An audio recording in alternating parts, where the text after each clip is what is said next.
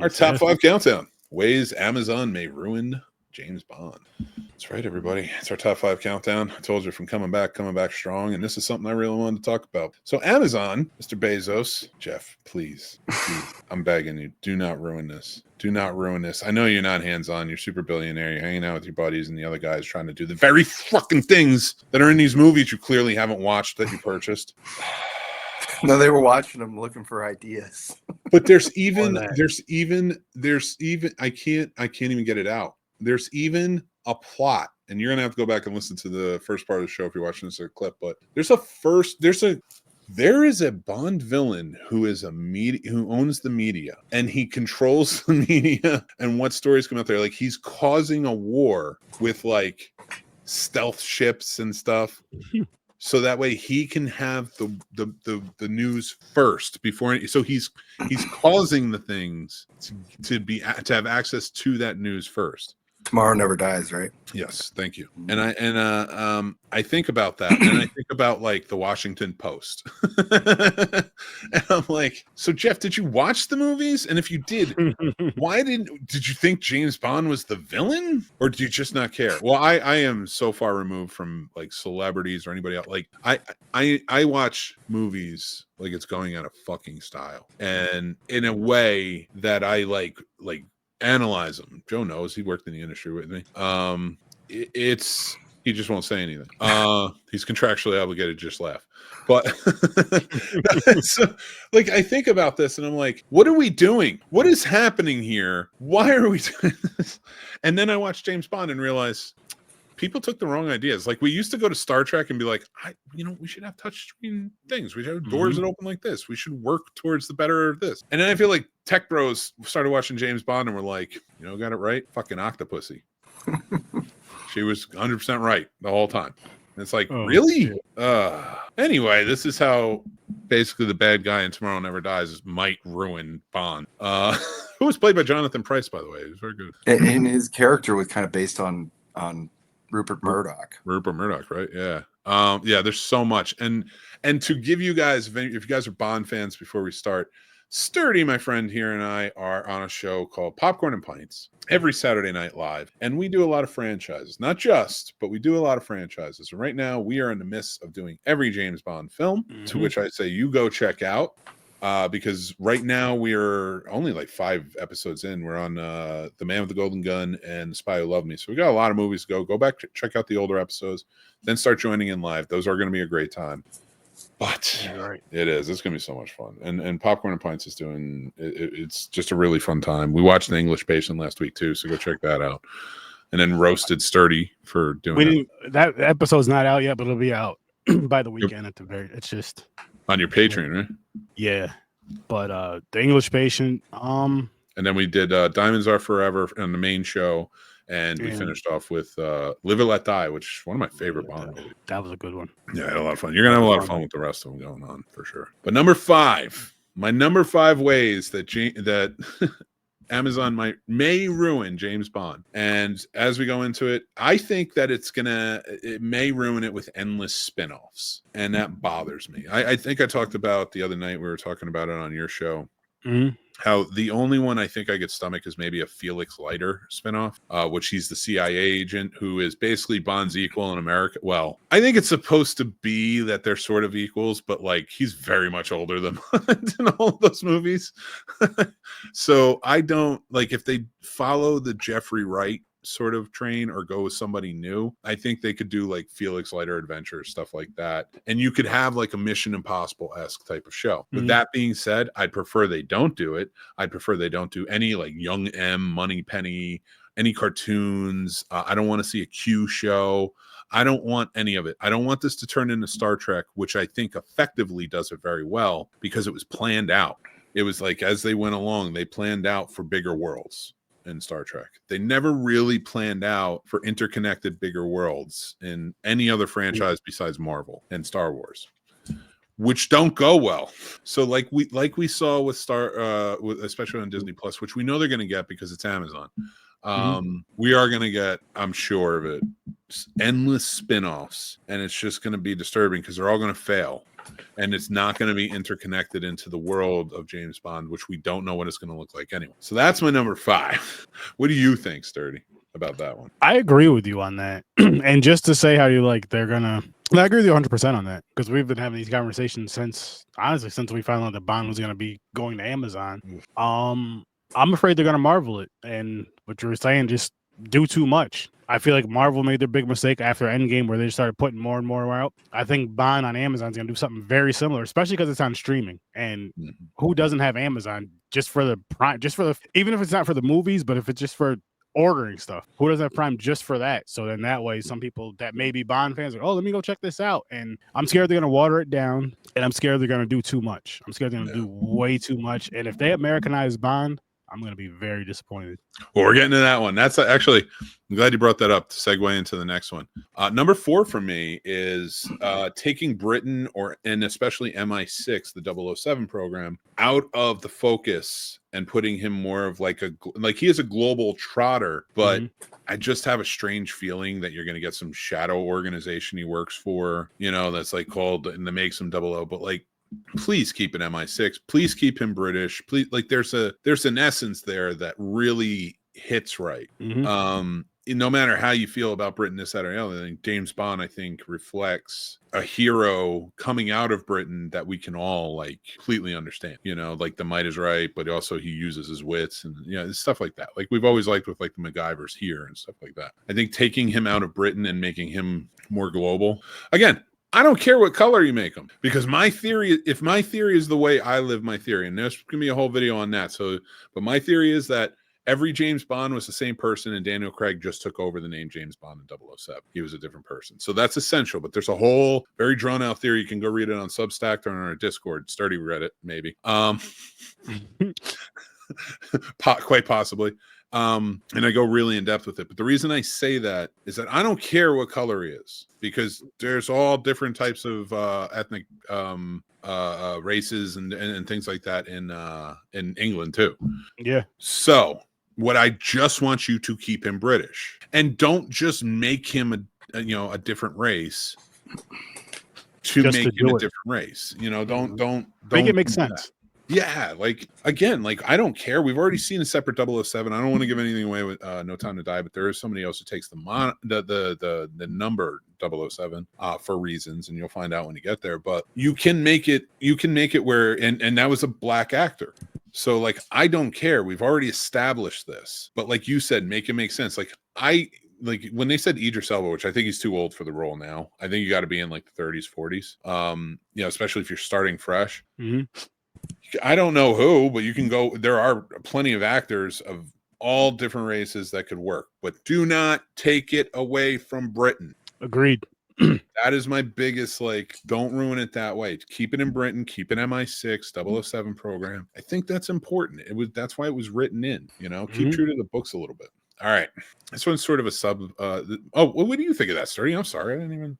No, I was going back and forth. I agree with you 1,000% on that. As far as, that's why I said don't Americanize it. Keep it in Britain as far as like the main, or in London as far as like the main thing. Keep him British and all that good stuff. And I'm just scared they're gonna Americanize it, because we tend to do that here. We tend to buy something and then just ruin it when it comes. They to already movies. have, technically, because in the 1950s they did a teleplay of Casino Royale based on the book, and James Bond was an American agent, and Felix Leiter became Clarence Leiter. He was an MI6 agent, and so it just became a teleplay of Casino Royale, but they Americanized. And don't do that, America. Please don't do that. Don't do that. We already have one with the Mission Impossible. Do that. We already have Fast and Furious, stuff like that. You got enough America. Yeah. And I also don't want them to Americanize it in a way where it's even all of the stunts and the way it was seemed very British. It seems like it was like a British production.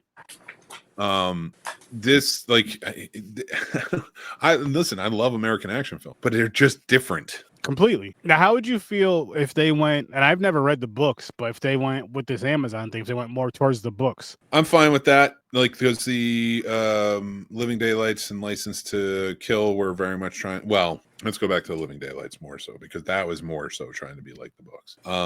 And I think they did a good job. It's more straight laced. Mm-hmm. You know, it's not as like bonkers as like the movies make it with all the stunts and such. But I mean, but I think that's where, okay, so then we'll get to my number 2 on that, because my number 2 I think will answer that question. But let's get to number 3 real quick. And my number 3 on this is prequels. I don't want prequels. I don't want young James Bond. I don't want James Bond as a kid. I don't want cartoons of James Bond. I want nothing but James Bond movies ultimately, but don't set them as prequels. If you're starting anew and it's a new guy, or you're whatever, you're starting over, fine. You can start from the beginning with the stories. You can retell some of the old stories if that's what you're going to do. I wish you wouldn't. I wish you'd keep it in line. But if that's what you're going to do, fine. I just hope that they don't prequel this. Now, to let everybody know that you're still here, Joe, you worked on the prequels for Star Wars. Yes. On the 3D conversion of them, yes. Yes. Well, now that you've talked, everybody knows that you're still here in the podcast world. And he's the man. So, but yeah, how do you feel about it, Sturdy? Do you want to see prequels of everybody and everything? No, I wouldn't. I'm going to tell you this, though. If they did anything animated, or I mean, if they did any type of series, I want it to be animated. I don't want a live action Bond series, TV series. I want cartoons, I want animation, and I want it to be bonkers. Okay. All right. British and bonkers. James Bond Jr. then? Yeah. Or James Bond III, even if they wanted to go that route. Yeah, we even figured out. We even figured out on the show, like, James Bond Jr. is 91. He was 17. So we figured out who the mom would be based on that. Bond, yeah. But let's get to our number 2, which is sort of like we were talking about earlier. And that's removing the elements that make Bond special. That says 1. Oh, all right. Number 2, removing the Bond elements that make Bond special. We talked about Britain. We've talked, and he has a charm about him. Well, it's not just that. I think, yeah. I mean, definitely has a lot of charm and charisma. And I mean, I'll say from the what is his name? From the Sean Connerys, he's a terrible spy. And I want that in the new Bond. I want that in the new Bond movies. I want him to still be a terrible spy, at least for the first few movies, because there's just stuff. He's always walking literally walking right into a trap. And I'm thinking to myself, like, I thought they were way smarter and better than this, but he's just like going right there. Or like when certain things are going down, which you have stupid henchmen, of course. Like certain spots where he's hiding. I'm just like, come on, Bond. I mean, the last movie we watched, he walked past 2 henchmen. They were just acting like they were doing something. He goes and does whatever the hell he does. It gets knocked out. I'm like, you should really be keeping an eye on these 2 people right here. You should be better than you. Turned your back on them. Didn't even look around. Nothing. Next thing you know, knocked out. James Bond's biggest power is his luck. I thought you were going to say his penis. That's his second biggest power, because that guy gets laid more than anybody, and that's why, like, I don't like. I'm going to say something maybe controversial here, and I don't mean to be sexist. That's what but I don't think James Bond should ever be a woman. And the reason I don't think James Bond should ever be a woman is because they will lose elements of what made James Bond fun and special. And you could do them, but they won't, because it will be just too. Like, no, that's not how a woman acts. I'm like, she should be sleeping around. Like, if a guy comes near her, like James Bond, she should just be horny. Mm-hmm.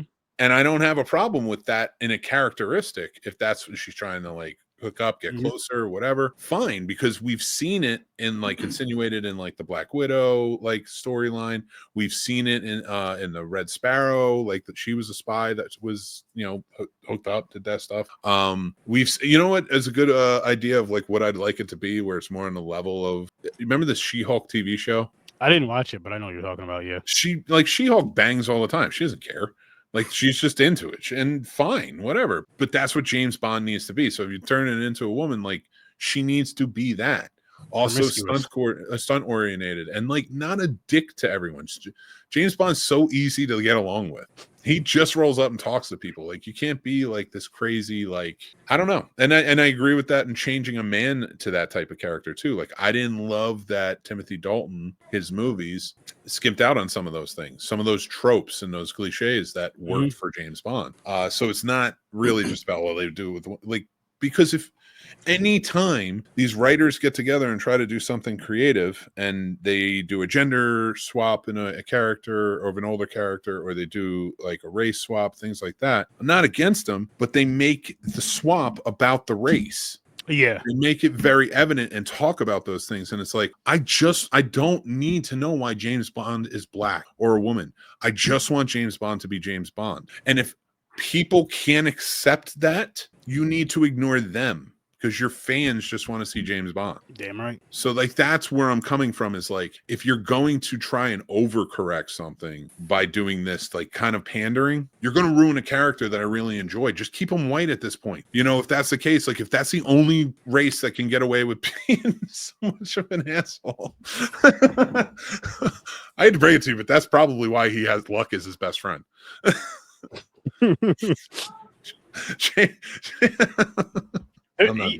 Those movies, you know what's funny about those movies is there's so many times where he should have just been taken out. As far as like what's been going on like around him. Like there isn't one of the movies, I don't remember which one it was, where there's a bunch of they're on him and the chick are on a beach, and there's somebody from a boat just shooting at them. There's another time it's on Her Majesty's Secret Service with Lazenby. Yeah, I didn't like that one too much. And then there's the one where this is one of the earlier, I think it was the first or second one, with the helicopter chase where something, someone's in a helicopter, him and the girl are in the truck or whatever, the truck's getting shot at, and then there's like hiding around hills and stuff. I'm like, it's a helicopter flying over you. How did you make this thing crash, Bond? But yeah. I'm not mad at it, and that's what I would want from the Amazon Bonds is the ridiculousness and the stuff of that. Like, you have to keep doing that stuff, of course, more to these times, because that's another thing I did like about from where we're at now, from what I've seen to where we're at now, is the technology gets better, the cars are different because the years are different. So of course it's gonna kind of upgrade with that. So hopefully, if they do redo it, I say don't do a prequel like you said, don't do a remake, just start from scratch. Use the source material as far as as far as like certain things for Bonds, as far as how he is.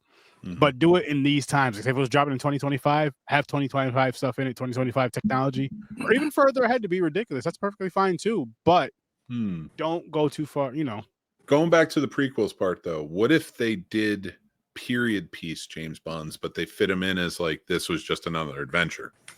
I don't know. I think they would drop the ball. Really? I think it would be kind of interesting to see a 60s style James Bond. It could be, but it also depends on who's directing it and all this other stuff and who's a part of it. We talked about that on your show. Christopher Nolan, man, get it done. Done. I'll be down. That's funny when Chris brought that up, and that was all. Because I asked the original guy, I was like, yo, Mick, I was like, I'm coming to you because you know more about directors and all that stuff. I was like, who would you pick as a director for this movie? And Chris threw out Nolan, and you were saying something at first, and as soon as he said throughout Nolan, you just stopped talking and we're just thinking for a minute. I thought about everything it could be. I thought about the entire Dark Knight trilogy we could get in the James Bond world. I'm so all I want is that. Well, now Christian Bale has to be Bond just he's because British. Yeah, works. There you go. He'd be a good Bond. I don't think anybody would have a problem with James Bond. As I'm trying to think of young, like I liked when they said the what's his name, Aaron Taylor Johnson. When I heard him, I was like, he'd be a really good Bond. Trying to think of some of the good ones, but I can't. Like, I just want Christopher Nolan though. Like, Jesus, Tom Holland grows up a little bit. Like, I mean, literally in size, he could be Bond. Christian Bale's 51 though. He'd be a little too old. Yeah, but dude looks like he did 10, 15 years. Well, yeah, I probably can't do this. But because I'm looking at it, like, say if they do like 6, 7 Bond movies, if they did that many, because they're gonna do a few. They're gonna do a few. They didn't pay all that money for Bond just to do 2 or 3 movies, unless it really flops hard. I would honestly, I think if they wanted to be smart about it, just keep making Bond until so you can keep making the movies. Have a different British actor. Just keep a white Britishman for now, and pick different, like 5 or 6 different British actors who are in like their mid 30s or something like that, or even like their 30s, and just keep making movies and say they're all in a line. These are all James Bond. They just all have different faces. We've settled it. Bond is good, so now you can tell stories and just be like, that's what we're doing now. We're telling stories, and then continue it. They're never going to do that. You could do something so interesting with that and so experimental as filmmakers if you did that, because you could get like one time where a director's like, hey, I'm doing this trilogy of James Bond. I picked this guy. And then they can start working on the next movie after that, after the third one, and have James Bond stories in between. And really, like, now would you space them out every 2 years like they did? Well, except for that 1 6-year gap, but like almost go for like every 2 to 5 years. Would you have a different director? So say if they did the trilogy thing, right? Say they did the trilogy for the first 3. Would you have a different director for, say, the next 3? If they did it, say if they did in trios. Well, think about it this way. So you had 4, 5, 6 in the 60s. You had 1, 2, 3, 4, 5 in the 70s, 5 in the 80s, 2 in the 90s, 2 in the 2000s, and 5 in like between 2015 or no, like 2008, like Casino Royale came. So like they spread them out so far that's why Daniel Craig's like, I can't sustain this, dude. I'm old at this point because it's like almost 20 years worth of going. So I think to do that, you got to pick different directors. Like early on, they always had like a stock of directors who would take over and like, okay, you're directing this one, you're going to direct the next one, you're going to direct this one, then you're coming back from the first one, then directing this one. And I thought they did well. In the 80s, they had one director for all 5 movies, John Glenn, but they all had a very similar tone, except for A View to a Kill. It's wild, but I love it. Christopher Walken's badass. And then like, so like, and then they got like newer directors. So like they changed the pattern of how they did it. But I hope they would get stop hiring, unless you hire Christopher Nolan to tell an epic like trilogy of James Bond, stop hiring big time directors. Like Sam Mendes did a great job. All these guys did amazing jobs on these Bond movies, but that's why they took almost 20 years, because all of these directors, there's so many great directors who are at their indie level or just at the low budget studio level that you can get, that it will be a stock company of directors that probably love James Bond and want to tell these tales, and you can keep them going and shine lights on certain directors. I dig it. But I also hope that they do what they did in the 60s, which is get writers who are British to write. Roald Dahl writing a James Bond movie, like that's huge for the 1960s. And there's so many, how many, the music's always done by a huge star at the time. Like you have to keep up with certain traditions, and that's why I say for number 2, don't lose with Bond special. But now we're on number 1, and I wanted to say this to finish it off before we go. Turning it into a TV series like Jack Ryan or Reach or other shows like that, like you had talked about earlier, Sturdy. I can't do the dark and gritty like those shows are great and they're fun and they're wonderful and they're very American TV shows. This is not what James Bond is. If you turn it into a TV show, you're ruining it. Keep it movies. Unless you do an animated series like James Bond Jr. Like James Bond Jr. As always, like James Bond Jr. No one can stop him, but Scum always tries. I haven't watched that cartoon in years. I still remember the damn theme song. Dude, you got my kid hooked on it, and now he's just watching it. And they have all the old villains in it too. He's having a ball because watching the movies with me, and then going back, he's like, "That's Goldfinger, that's Jaws, that's what," like he's like naming them. He's like, "They're definitely in this. Odd Job's in it." I'm like, okay. Like, I gotta watch those. It was a lot of fun one of these nights. But we're gonna round out, but I have to finish off with, of course, mixed movie pick for this week. As you know, everybody, my movie picks are always going to be tomorrow classic film reviews here on the Snobs channel. So if you like, you subscribe, you help come out, you can go and listen to it. It's like a little documentary that plays with the trailer. You'll have some fun. You'll learn about a little bit behind the scenes, the legacy, the reception, things like that, of a great romantic movie from 1953, Roman Holiday, starring Gregory Peck and Audrey Hepburn in one of her first roles.